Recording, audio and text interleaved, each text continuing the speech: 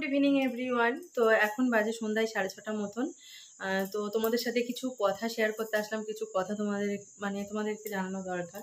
তো ভাবলাম চলো তোমাদের সাথে একটু কিছু কথা বলি। এই মাত্র স্নান করলাম, তারপর মাথায় তেল দিয়ে, দেখতে পাচ্ছ এটা আমার কাছে তো পুরো একদম স্বপ্ন।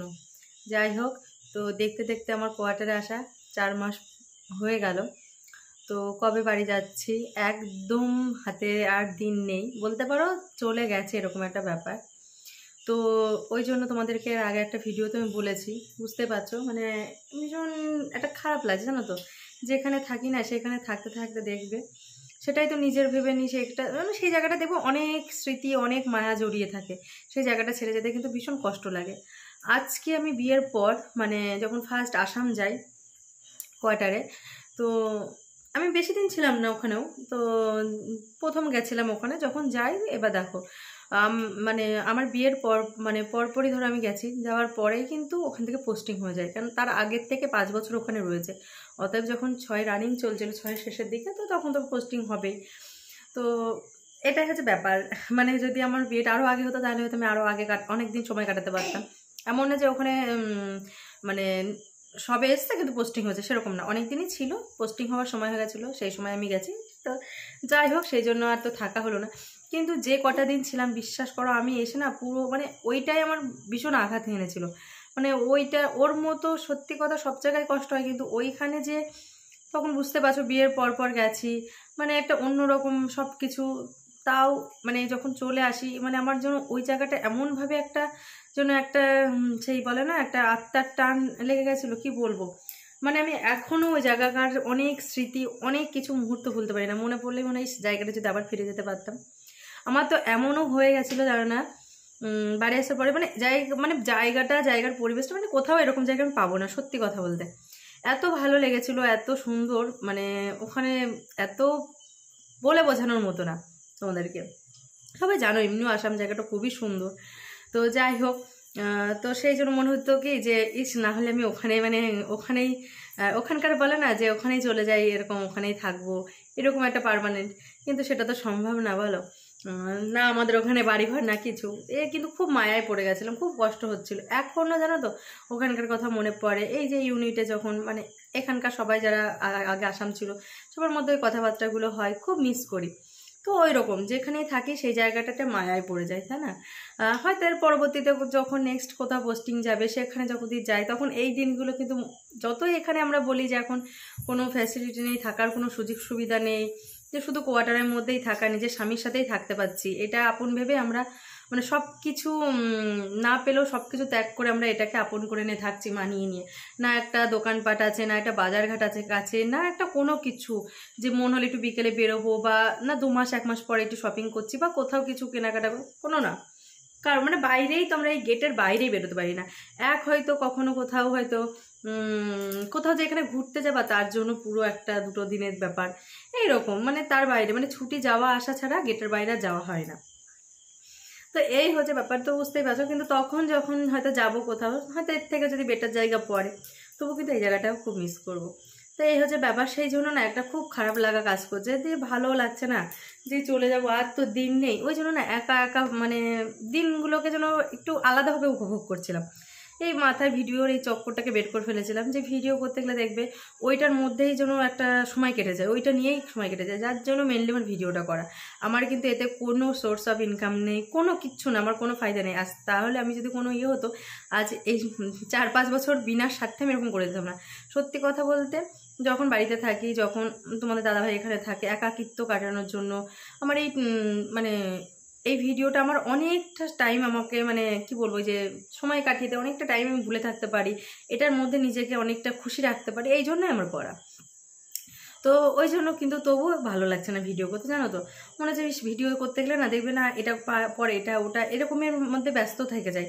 আর দেখবে ভিডিও করলে সবসময় যেটা ফ্রিভাবে কাজ করা বা কিছু, অনেকটা একটা কাজ যেটা তুমি ক্যামেরা অফ করে আমরা যেমন হয় না হুটোপাটা করে যেটা হোক এটা করে ফেলতে পারি, কিন্তু ভিডিও অন থাকলে দেখবো অনেক রকমের সব দিক ভাবনা চিন্তা করে করতে, যারা করো তারা তো বোঝোই, এটা তো বলে বোঝানোর মতো না, যে আমি কি বোঝাতে চাইছি সেটা তো তোমরা বুঝতেই পারছো। যাই হোক, তো এত ভিডিওটা ভালোবাসি, যেটা আমাকে মানে সব কিছু বলতে পারো যে সময় কাটিয়ে দেয়, অনেকটা সময় একাকিত্বটা, কিন্তু সেটাকেও সরিয়ে সেটাও মাথার থেকে বার করে দিয়ে যেন এই দিনগুলো মানে এই 2টো দিন ভাবছি যে একটু এটাকে উপভোগ করি, দিনগুলো যেন এইভাবেই কাটাই। তো এই জন্য দেখবে যাওয়ার আগে বা আসার সময় একটা যেমন মানে আসার পরে যেমন একটা গোছগাছ থাকে, ঠিক যাওয়ার সময় কিন্তু একটা গোছগাছ থাকে। চলে যাব, ওই যে বললাম দেখতে দেখতে 4টে মাস হয়ে গেল, আবার মানে ভাবলেই না একটা আতঙ্ক ভয় লাগে যে আবার সে একা একা থাকতে হবে, এরকম একটা ব্যাপার।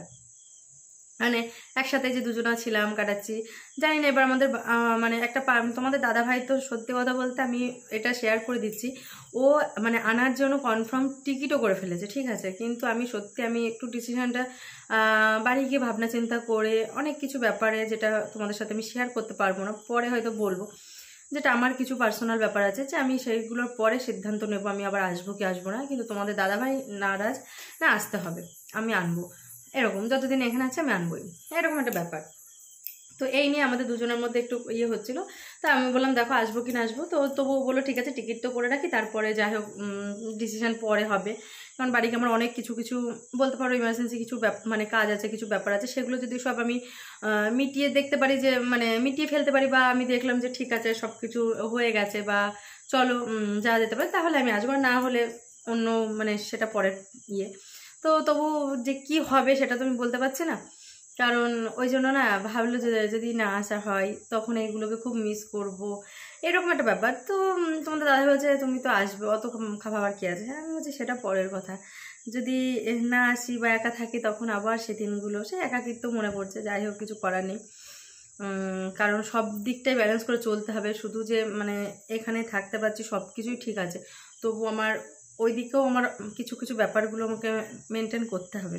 তো এইসব নিয়ে একটু আমাদের মধ্যে ডিসকাস হচ্ছে, তো দেখা যাক। তোমাদের দাদাভাই কালকে রাতে বসে কিন্তু আমাদের মানে ছুটি আর কি, যেটা ছুটি যাচ্ছি আসার আর কি টিকিটও কনফার্ম করে ফেলেছে, সেটাই আমি বাড়িতেও বলছিলাম। তো যাই হোক এবার দেখো ওর সিদ্ধান্তের উপর আমি কখনোই উঠতে পারবো না, কিন্তু তবু আমাদের দুজনা বা বলতে পারো একটা মানে আমাদের একটা ব্যাপার আছে পারিবারিক, যেগুলো আমরা যদি সব ঠিকঠাক থাকে সব কিছু হোক তাহলে আমি আসবো আবার, আর ও তো আনবেই, আমার আর বলার কিছু নেই, যাই বলি না বলি মুখে যত যাই বলি ওর ওপর আমি কখনো উঠতে পারবো না, ও আনবেই আর আমাকে সে লাস্টে আসতেও হবে। তো ওই জন্য আর ভাবনা চিন্তা করে কিছু লাভ নেই, কিন্তু ওই যে যাওয়ার আগে যে মানে খাটুনিগুলো, চলে যাব তবু ঘর বাড়ি একবার করে আজকে সারাদিন মানে কি বলতো ভিডিও করেছি, কিন্তু ওই এডিট করতে আর ভালো লাগলো না, মানে ভিডিওটা কালকের ভিডিওটা আজকে দিতাম, কিন্তু এডিট করতে আর আজকে ভিডিও করিনি, আজকে একটু ঘর দৌড় সব কিছু পরিষ্কার করে মানে একটু গোছানোটা হলো, ফাইনাল গোছানোটা হলো, শুধু এখন প্যাকিংটা বাকি আছে, আর বেশি না, আর 3-4 দিনের মধ্যে আমরা বেরিয়ে যাব, সেটাও বলে দিলাম। তো ওই জন্য যা গোছগাছ মানে ফাইনাল সব কাচাকুচো যা ছিল সব যেগুলো গুছিয়ে মানে যেগুলো দেখলাম এক্সট্রা যে নেওয়া যাবে না সব সামানগুলো কেচে ধুয়ে সব আলাদা করে নিলাম, আর তো যেগুলো সব তো গুছিয়ে প্রতিদিনই কাচা ধোয়া হতেই থাকে, গোছানোই আছে, যেগুলো আলমারি আছে সেগুলো আলাদা, কিন্তু ঘর দুয়ার একবার পরিষ্কার করে নিলাম। সেই যদি আমি আসি তারপরেও কিন্তু এই পরিষ্কার আমার এই 2-3 দিনের জন্য কিচ্ছু থাকবে না, কিন্তু যে 2-3 দিন আছি তার জন্য একবার ভালো করে পরিষ্কারটা করে নিলাম। আর পুজোর সময় তো একটা ঝাড়া পোছ থাকেই না, যদিও এখানে না থাকে, এটাই তো ঘর, এখানেই থাকি সবসময়ের জন্য, তো ওই জন্য ঝেড়ে পুছে একবার সব গুছিয়ে দিলাম। আস্তে আস্তে তখন যে এটা পরিষ্কার না করে গেলে যে ডবলটা হতো সেটা একটু কম হবে, কিন্তু সে আসার পরে যা হয় সেটা দেখার পরে মাথা খারাপ, তখন তো আবার সে ডবল খাটুনি। তো যাই হোক এটা বলার জন্যই যে আজকে সারাদিন আমি সত্যি কথা গোছানো গাছানো এইসব নিয়েই বলতে পারো অর্ধেক আমাদের মানে যেগুলো জিনিস সামান যাবে, যেমন কিছু কিছু আমাদের মানে কিচেনের জিনিস সামগ্রী যেগুলো কিনেছি বা নতুন নতুন অনেক জিনিসই নিয়ে চলে যাব, কারণ যে বললাম দো ভরসা, তো ওই জন্য অর্ধেক বলতে পারো নিয়ে যাব সেই সব জিনিসগুলো। তোমাদের দাদাভাই সেই মানে যেগুলো পুরো পার্সেলের মতো প্যাকিং সেগুলো হয়ে গেছে অলরেডি, কিছু কিছু বাকি আছে টুকটাকে যেগুলো নতুন জিনিস নিয়েছে এগুলো একটু বাকি আছে, আর প্যাকিংটা তো যাওয়ার আগের দিন রাতে হবে, মানে জামা কাপড় এগুলো। তো চলো ভালো লাগছিল না মানে ভিডিও করতে, এই কারণ এটাই হচ্ছে মেন কথা যে এডিট করতে ইচ্ছা করছে না, ভিডিও দিতেও ভালো লাগছে না, একটু ইয়ে করছি, কিন্তু যখন যাবো তো তখন তো দেখতেই পাবে। আবার পুজো সবার তো শপিং হয়ে গেল, ওটা দেখেও তো খারাপ লাগছে, মানে আমি কিন্তু অনেক আগেই আমার শাড়ি নেওয়া হয়ে গেছে, মানে সবার কেনাকাটা হওয়ার আগেই, তবুও কি বলতো যে পুজো তবু তো নিতে হবে, সবাই বাড়ির সবাই কেনাকাটা করতে হবে, তো সবার দেখছি কেনাকাটা হয়ে গেছে, তা দেখা যাক ভালোই ভালোই পৌঁছাই, তারপরে সবই হবে। তো চলো টাটা।